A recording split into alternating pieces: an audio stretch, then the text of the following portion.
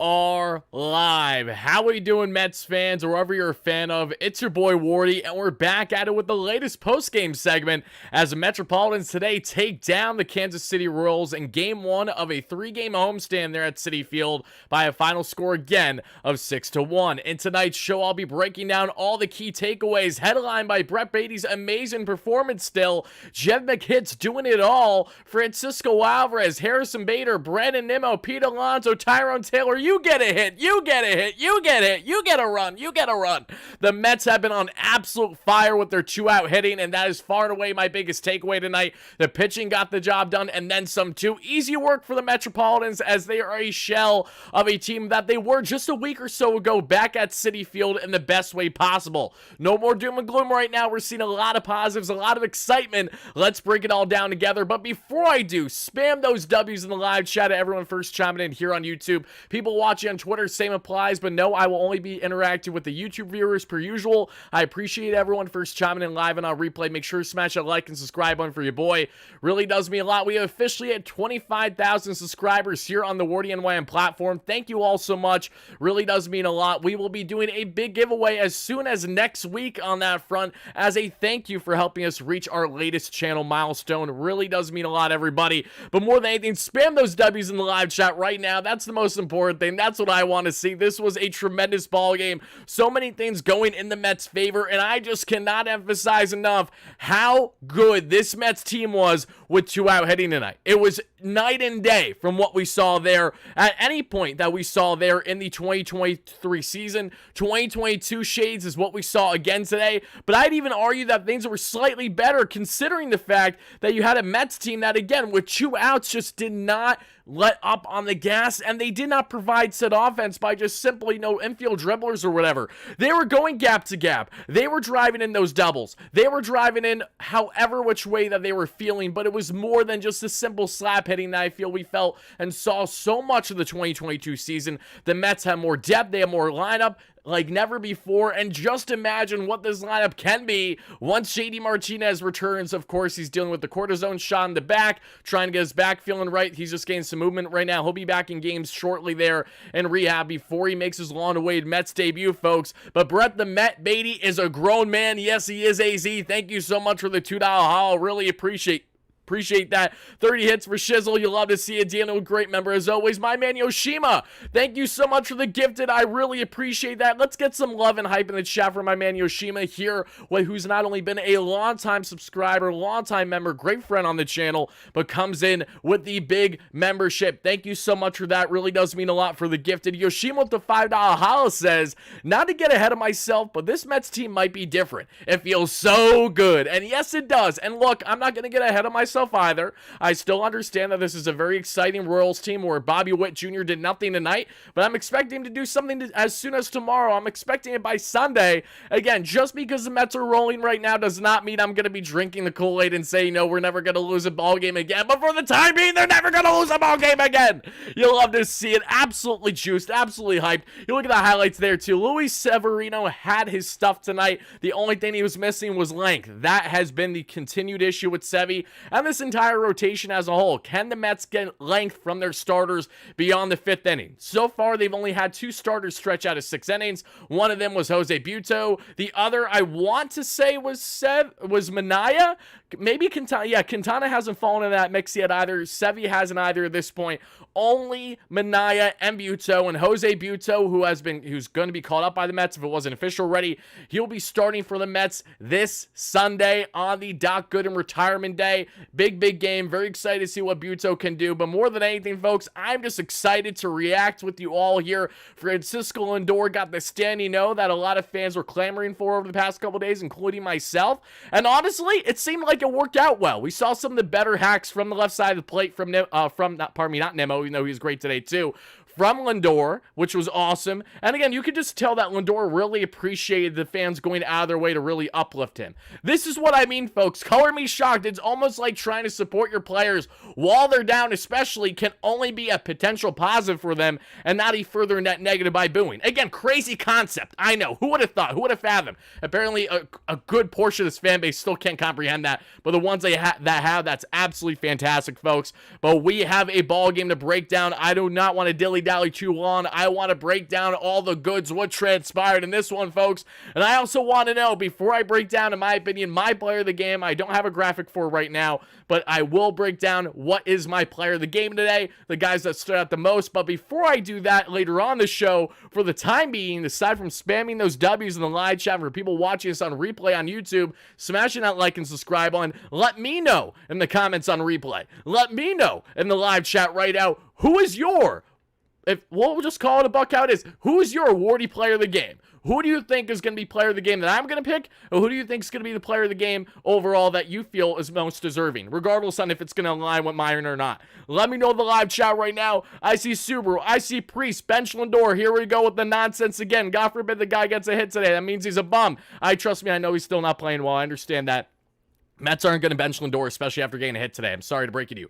Ryan with the membership. As always, absolute beauty. Thor, Ambi, how you doing? Sanders, Roy, AC, Frankie, Scott, Carlos, great member. D-Raptor, let's see, D, Guardians of Chaos, great supporter and moderator as always. Jeremy, Mr. Chicken, how you doing? Ryan, great member. Kevin Martello, long time no see. How you doing, my friend? We got more. Frank Sessa, great member. Not that Frank Sessa, but an awesome Frank Sessa, no less. John, thank you so much, as always, for the support. Let's see here. AZ, as always. Tim Welsh. Alicia, how you doing? W's in the chat, 100%. PB, great member. James Carroll, great member. Faja, how you doing? Thank you so much.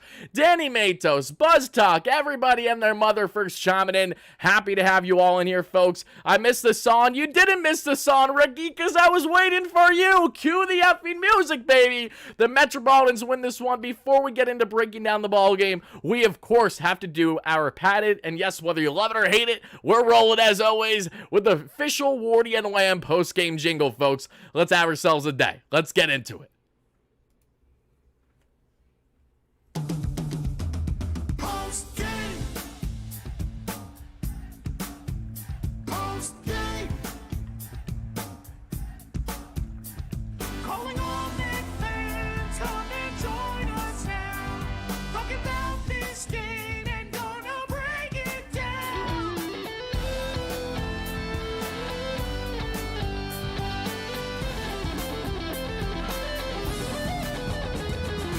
It's Mets Postgame.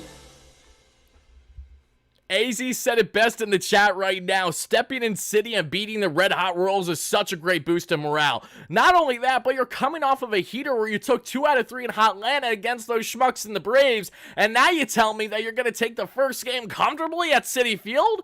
Even with a night where you're supposed to wear the black jerseys, I don't know why you weren't. Probably Fanatics, being the you-knows that they are, delayed, because I know that there are multiple teams delayed with their alternate jerseys, still having yet to receive them. I'm assuming that's the reason why, but even with the Mets rocking the normal whites, they got the job done tonight, and they got it done with ease, everybody. So enough of me ranting and doing all this other stuff. Let's talk about it. Ricky, as always, happy to have you in here. Rose, how are you? Ralph, everybody, appreciate you all for being in here. Was that you with the hairband wig? It was not, Scott, believe it or not. I know, you'd imagine that somehow, some way I could get from there to here in 2 seconds. Can't make it happen. What I can make happen, however, is breaking down this ball game. And the final thing before I do, the latest update since the last time that we discussed here on the channel. Yohan Ramirez, you know, the guy that threw out Rhys Hoskins too little too late. Well, he has been traded to the Baltimore Orioles for cash considerations. Cash is making a long-awaited return to Queens. You know, the Mets, of course, balling on a budget. Obviously, I'm joking there to a degree. Yohan Ramirez was DFA'd along with Michael Tonkin. 2 relievers that started the year in the Mets bullpen are no longer on the club. They are with different teams. Dealt to the Twins, dealt to the O's, and Reed Garrett, who had himself another fantastic outing of relief, is one of the reasons as to why. Reed Garrett's emergence is making it easier for the Mets to cut ties with guys, especially if you're off to a struggling start. David Stearns has a heavy, no-nonsense mentality for basically fringe MLB relievers in the pen. He knows that this is going to be a revolving door of guys coming in and out, and this is what David Stearns does best. This is what he worked on so well during his time with the Milwaukee Brewers as their Pobo during his time there. I have the utmost faith in David Stearns and not only constructing this roster, but mainly that bullpen more than anything. I have a lot of faith and a lot of excitement on how it's going to look throughout the course of the 162. The highs, the lows, and everything in between. This Mets pen has continued to get the job done, and I love their no-nonsense mentality, cutting guys away, and then bringing up internal options that might just have more in the tank or, a lot more than you initially thought heading into the regular season. I'm very happy to previewing. Thank you so much for being here, previewing rather. I was in Atlanta visiting, and we almost beat them on Tuesday, but gave them good look for the next game 100%. 100%. Great series. Even the game that they lost, they were able to get the job done, which was awesome. Worst hitter on the team, Priest. Let me know if he's going to be the worst hitter by the end of the season, and then we can come back and talk. Because here's the thing, and this is the funny thing to me, the final thing I'll say on this. Imagine talking down on fans just wanting to uplift not only the most expensive player on the roster, the guy that's been leading the way at the shortstop position the past couple of years and will continue to do so, but a guy that you know is going to be much better than what you're currently getting from him. Again, it's a crazy concept, but for fans like yourself, you still can't comprehend it, and that's okay. It's okay if we got to agree to disagree on certain things. I'm not going to have a problem with it. You might. I certainly won't. But now let's break down the ball game, everybody, because it starts there in the first inning. Luis Severino, folks, getting some early work, easy work. What a 1-2-3 first that we would see there. In the bottom of the first, of course, Francisco Lindor with the standing O. What a majestic one it was. And in return for the standing O, he was oh so close to ripping a home run. Ripped one beautifully. Was just a little early on that one, which is why it pulled foul to right. That would have been such an awesome moment. As soon as the standing O starts, he rips the bomb the way that he does. Yes, 6 WAR the past couple seasons means he's a bum. This is the difference between casuals and people actually paying attention. I know, hard to comprehend. As we get into the second inning then, because the Mets don't do anything there in the first, we have, yes, Salvador Perez with the home run. Sally, of course, the heartbreaker back in 2015. This is the first time, if I'm not mistaken, that the Royals are at Citi Field since that horrid series. And yes, we're not going to talk about it anymore. Velasquez would have walked afterwards. Frazier would have walked afterwards. And this would be a common thing you would see in the game for Luis Severino today. The stuff was sharp. The velo was great. He got some movement. He got some swing and miss. But he did struggle to command the zone a little bit for a guy who, in my opinion, easily looked the most comfortable tonight versus his previous 2 starts. One being in Cincy, and of course, when he got beat around for a career-high 12 hits he gave up against the Milwaukee Brewers. But he gets out of the jam after giving up the solo shot, and that's the only hit that we would see Sevy give up over 5 innings. So I'm not complaining there, everybody. If we just jump ahead just for a brief moment here, Luis Severino's final line tonight, everybody. 5 innings, 1 hit, 1 earned run ball, 4 walks, 4 strikeouts. If we can get that walk rate down, he pitches in the 6th inning. So it's about getting those walks down. I want to see Sevy pitching 6 innings soon enough. 7 would be amazing, but again, just 5 feels like the average right now with how this Mets rotation is currently built and constructed. And then you see the relief afterwards, and the relief pitching did such a fantastic job today, folks. But I want to spread my flowers here to Luis Severino, who, again, touching 97, 98 on the gun. The sweeper was looking solid as well. Liking the breaking stuff I'm seeing from him. The changeup was working in his favor, too. Lots to like there from Luis Severino that we saw throughout the first game or so, first 3 games rather of the season. But as we now get back into breaking down more ball game, apologies for that, everybody. That is all my fault regarding the intro and the jingle. I always have that issue when I go back from one slide to the other. My apologies there. But now let's break down further on the ball game. Again, the Mets unfortunately down 1-0 in the second inning. That thankfully wouldn't last, because as we get to the bottom of the second, Pete Alonso with a single after getting hit, unfortunately, the half inning prior there, getting the final out at first base. Severino didn't play the ball too well on a little dribbler down the first baseline. Alonso stood right in the line. He gets hit by whoever's running down to first for the Royals. Thankfully, Alonso was okay. He rips a single to kick off the inning. The Mets don't do anything with that. And then as we get to the third, Luis Severino with his second 1-2-3 inning of the day. And then the bottom of the third, this is finally where the Mets start to pounce. Emphasis, 2-out hitting, runners in scoring position, night and day difference from what we saw with this Mets team throughout their first couple series of the season versus right now. Bader with an opposite field single. Great heads up base running by Bader. Again, it looks like he's making up for him rounding second in Atlanta, which was frustrating. Had a multi-hit game in the final game in Atlanta with 3 runs scored, and today gets an opposite field single off of the former Met and Michael Wacha, who's looked great since leaving the Mets because he's changed his arsenal quite a bit since then. But then getting his second base with a stolen bag. 2 outs later, Brandon Nimmo drives him in with an RBI double. Brandon continues with the slugfest. He's a gap-to-gap home run machine right now, and I'm taking that every single day of the week, including Sundays. Then, of course, you see how exactly was that production so good? It was not only 2-out hitting that we saw there by Brandon Nimmo, the same way it was with Harrison Bader and Nimmo, like 2-strike hitting. Again, this Mets team is clutching up big time right now in these leverage situations, and especially where it's tight, where again, you're 1 strike away from being out of the inning entirely. So for them to clutch up the way that they did today was nothing short of a fantastic sign. Loving that from Brandon, loving the heads up a base running there by Harrison Bader, and just like that, the Mets had themselves a tied ball game. And as we get to the 4th, another 1-2-3 inning for Luis Severino. This time it's paired with a couple strikeouts, which you certainly cannot complain about there.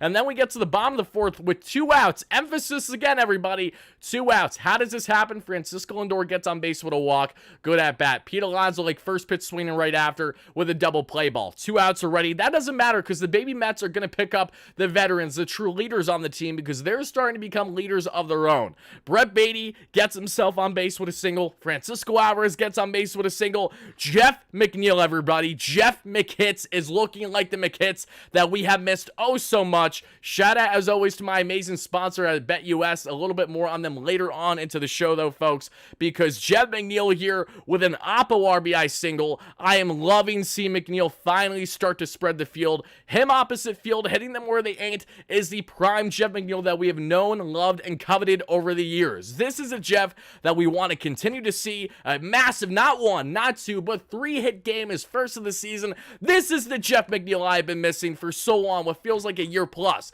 Jeff, continue to swing this way, and we're going to have great things happen, baby. Again, we don't need you to be the home run hitter. If you can go gap to gap at times, that's awesome, but we just want you to be the guy that is not going to have these lousy dribblers down first base every single at bat, every game of the week. That's what we don't want. We want to see you go oppo. We want to see you grind out your at bats like you do famously so well when you're at your best as a 300 hitter or so. Jeff McNeil looked fantastic today. Cannot say enough great things on how Jeff approached the plate. Again, same thing to wrap up the Braves series. Jeff is making me eat my words. I'm so happy because this means that he's proving me wrong and he's playing back to the caliber that we have loved and coveted. Again, going back to his 2022 batting champ season. But Jeff gives the Mets a massive lead there, again, with the RBI single. And DJ Stewart says, you know what, I'll add, a little bit of a broken bat bloopy, but that's fine. DJ drives in a run back-to-back there for the Mets. They get themselves 4 consecutive hits, all on 2 outs against Michael Wacha. They then find themselves already, before you know it, in the 5th inning, folks. In the 4th inning, rather, have themselves a 3-0 lead. And to everyone first chiming in live on a replay, thank you all so much for being here. Continue to smash that like and subscribe button for your boy. It really does mean a lot. We are breaking down all the latest in Mets land as the Metropolitans take game 1 of a 3-game set by a final score of 6-1. Awesome game from the pitching to the offense. Truly exactly the type of game you'd hope to sit down and watch or even attend, aside from the win and not the best weather at Citi Field tonight there this Friday night. I see great members. Bobby G, I'm loving the enthusiasm. I'm loving the hype, my man. Kevin, happy to have you in here. Let's see. Brooklyn Blaze, how you doing? Fast D, Christopher, Fast Matt, Ralph, Cozy, Scott in the South. All you guys, appreciate you all first chiming in live on replay. And my replay viewers, continue to let me know your key reactions from the 6-1 victory down below. But as we break down the game a little bit further here, folks, again, we're in the 4th. The Mets have a 3-1 lead, right? We get to the top of the 5th. This is the final inning of Luis Severino's day, and he does what he did a couple innings prior, walks a couple guys, and Frazier and Garcia with 2 outs against Bobby Witt Jr., who has been a man possessed to start the season, even with a no-hit day, batting .333 with over 1,000 OPS. He's 1,000% going to be a AL MVP favorite, along with, take your pick with how many Baltimore Orioles, take your pick with how many New York Yankees, and of course, you can't count out the awesome talents you have there in Houston when they get things right among others. But still, Bobby Witt Jr. is a dog. I love everything about his game, and Luis Severino was able to get a massive check swing for a strike 3 to end the inning unscathed. Luis Severino's final line, again, 5 innings of 1 hit, 1 earned run ball, 4 walks, 4 Ks, 3 flat ERA on the season. We take that every day of the week. We then get to the 6th inning, folks, because in the 6th, let's not get to the 6th yet, because in the 5th, more fun happens. What do I mean by that? Brandon Nimmo with a walk. Francisco Lindor batting from the left side of the plate with a beautifully placed opposite field single, barreled perfectly well. That is the Lindor that we love to see too. Again, just a comfortable at bat. That's what we want from Lindor from the left side of the plate, because he has looked like a shell of himself there versus him batting righty in the limited sample sizes we've seen to begin the 2024 calendar season. But we got a couple guys on with less than 2 out. That doesn't matter for Brett the effing Met, because Brett Batty does what Brett Batty does. And again, this actually was with 2 outs, so pardon me. Brett Batty continues to be, in my opinion, not only the most impressive Met so far this season, but just an absolute treat to watch. Brett the effing Met has himself a massive, and I mean massive, 2-run double with absolute ease to increase the Mets' lead. At that point, they are up 5-1 in this ballgame through 5. Brett is doing the mellow there once he gets to second base with the double. I absolutely love that, Brett. You are a dog. It has been tremendous to see just how night and day you have changed from your approach in 2023, your insecure mindset, your lack of defensive and offensive upside, to working your ass off in the offseason, building your confidence, knowing you don't have pressure on your shoulders to begin the year at the hot corner with Marky V down below, and with Ronnie Mauricio out for the year with injury, and you're taking full advantage of the opportunities given to you. Righty or lefty, doesn't matter. Brett is going to get the job done. He has now hit safely, if I'm not mistaken, in 11 of his last 12 games. That is how good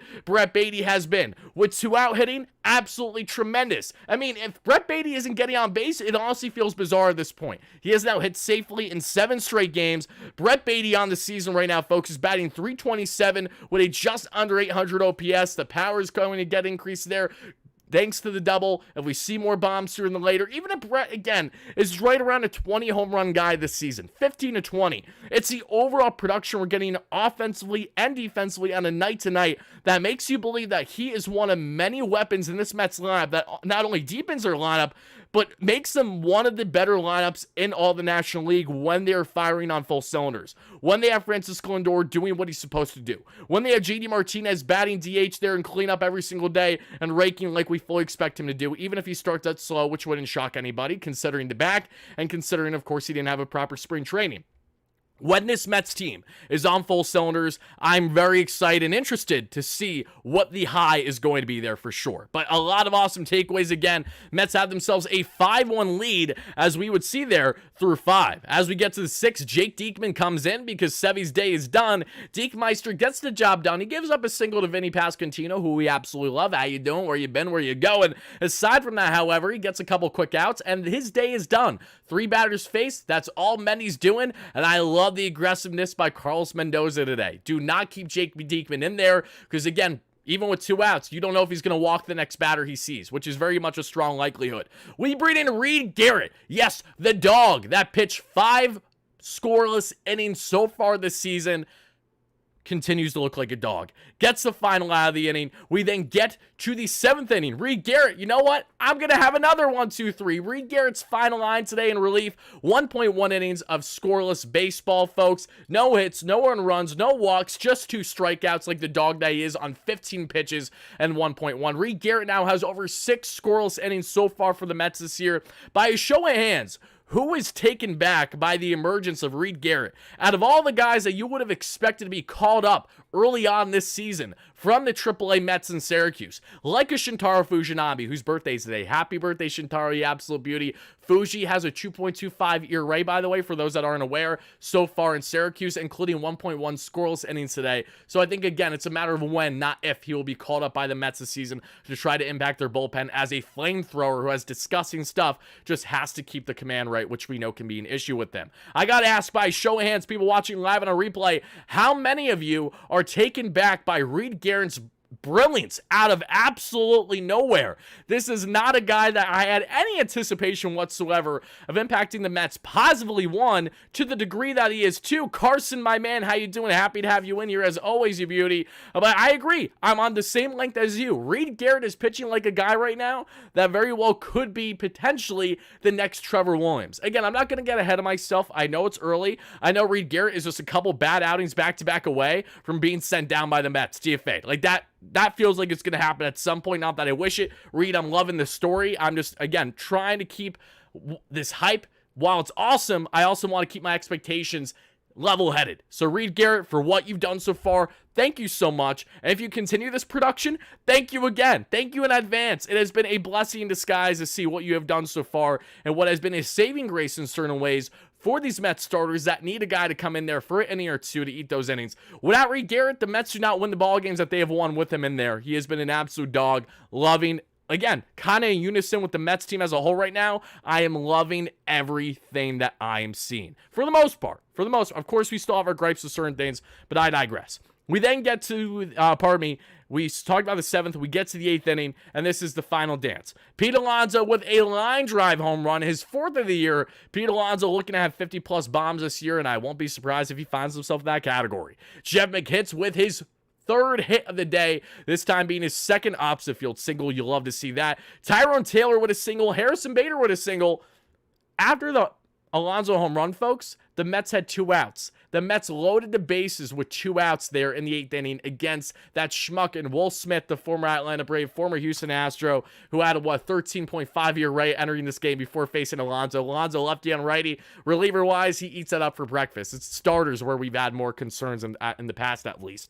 But to see, even though the Mets did not score there in that situation because I think it was Brandon Nimmo wasn't able to get himself a hit there, that's okay. Just, it shows you that this team is relentless right now. Even if we have a 5+ lead in the 8th inning, it isn't changing the approach. Tyrone Taylor, again, what a stud has he been? DHing, pinch hitter there for DJ Stewart, and he gets on right away. He puts the ball in play. Tyrone Taylor's looking awesome. Jorge Lopez strikes out the first 2 batters he sees. He gives up a single to Velasquez in the 9th, then gets a quick out, and that does it. The Mets shut down the red-hot Kansas City Royals. They're 1 game below 500, and they're feeling like an absolute wagon right now over their past couple stretch of games. You're loving everything you're seeing this. Mendoza absolutely deserves credit for the approach today with the bullpen especially. And even again, while it was minimal, Tyrone Taylor coming in that pinch hit spot over DJ Stewart made sense naturally, but I'm loving that the guys are stepping up right away. Like, this is different than even the bench mob nonsense that we had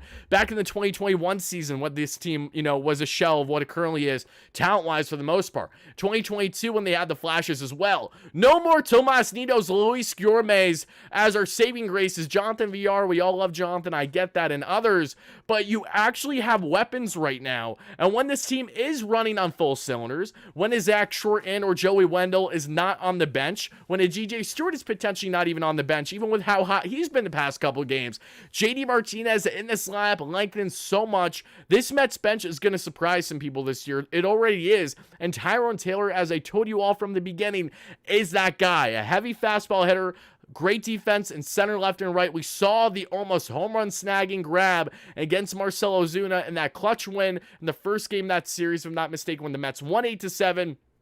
There has been so many awesome positives that we have seen over the past week, folks. And as you see, heading-wise today, again, take a look. You get ahead. You get ahead. You get ahead. I'm doing my best Oprah impression out here, everybody, because look at this thing. Brandon Nimmo, 1 for 4 with the run scored, the walk, the strikeout. Starling Marte, 0 for today. That's fine. I didn't even hate his at-bat today either. 2 strikeouts. Okay. Francisco Lindor, 1 for 3 with the walk and the run scored. Pete Alonso hitting Big Meat Pete bombs per usual. 2 for 4. With the bomb, Brett the effing Met, 2 for 4, 2 runs scored, and we saw there 2 RBIs rather than a run scored. Francisco Alvarez 1 for 4 with the run scored. Jeb McHitz 3 for 4 with the RBI. Taylor 1 for 1 that we saw there, and for DJ Stewart, who also had a hit and an RBI. And Harrison Bader with a 2-hit day. Harrison Bader, guys, he's being sneaky right now. He might not have the slugging, but he is batting .282. So he is absolutely 100% putting the ball in play more consistently as of late. And when you're getting your 9-hitter hitting the way that Bader is right now, good things are naturally going to happen, because while I've joked, and I know this guy is an Usain Bolt, he's not Corbin Carroll, he's not the fastest man alive, Harrison Bader still does have a level of speed to him. He's just not a guy that, again, should be legging out singles to doubles consistently because he's not going to do that. He does not have the legs like a Ellie De La Cruz, like a Fernando Tatis Jr. when Nando is running at his absolute best, among others. But this Mets offense did what they needed to do tonight. They had a 329 expected batting average to a 159 with a measly 3 hits by the Royals today. A fantastic job by Mets pitching. They had themselves, the Mets threw out 1, 2, 3, 4, 5 pitchers today. I didn't even speak on him because of how quick the 8th happened. Adam Ottavino with an easy 1, 2, 3 work there in the 8th. Love that, including a strikeout. Ottavino with a 3.6 ERA. Lopez with a 2.7. Diekman with a sub-7. Sevy with a 3. And Reed Garrett coming in as the Reed Garrett that is king with 0 earned runs allowed throughout the first 6+ innings of his major league season this year, everybody. So, I asked you earlier in the chat, everybody, who is my player of the game? Who do you think I'm going to pick for my player of the game? Well, last game, very similar year, Brett Batty, Jeff McNeil, guys are balling out. I gave it to Jeff last time, and while I love Jeff's approach today, I love Brett Batty even more. Brett Batty is 1,000% my player of the game tonight. I don't have the graphic made, but you guys will see the graphics in further shows. It just was running short on time today. Also, speaking of which, guys, I will more than likely not be live tomorrow. Have family event I will be dealing with. Very excited for that, but game is 1:40 tomorrow. It's right in the heart of everything, so at absolute most, I'll probably have a quick game recap out, maybe later on in the day, but do not rely on me for typical post-game coverage tomorrow, folks. That'll probably be the one day over the next week where you just don't see much of me. Sunday, we'll be back at it, if not with pregame coverage and certainly postgame coverage as well. Pregame, it's a little tougher on Sunday games because it's earlier in the day, and there really isn't much shelf life whatsoever. The only reason why we didn't do postgame today is because I was out of town, and by the time I got back, we were 20 minutes away from the game start, so it was too short of a time frame. But pregame shows, watch parties, if the graphics will be done in time, it's been delayed on that front. Hopefully, we'll be rolling those out consistently again next week. By consistently, I mean for the pregame shows, hopefully at least 4 next week. Watch parties, I'm hoping for at least 1, either if it's myself in there or I have someone else that's awesome that's hosting. We'll figure it out, but be on the lookout for it all. I do want to take callers sometime over the next week too, so we're definitely going to try to get all that done and taken care of. Big giveaway on the channel next week as well. A lot of stuff's happening next week, in case you couldn't get the gist by now, so just make sure you're following along on the channel as always, everybody. But yeah, I got to go with Brett Batty. I got to go with Brett the effing Mac, guys. I'm trying to articulate the proper words, the proper sentence to explain how I've been feeling about Batty so far tomorrow. Tim, have a fantastic time on vacation tomorrow, my friend. I really appreciate that. I got to say, Brett Batty, I think what is really standing out the most to me, more than anything, is how a guy that when you look at his plate approach really isn't awfully different. He doesn't have drastically different swing mechanics. Defensively, not too much different, but just the confidence. The confidence is what carries, and that is what is happening with Batty before our very eyes.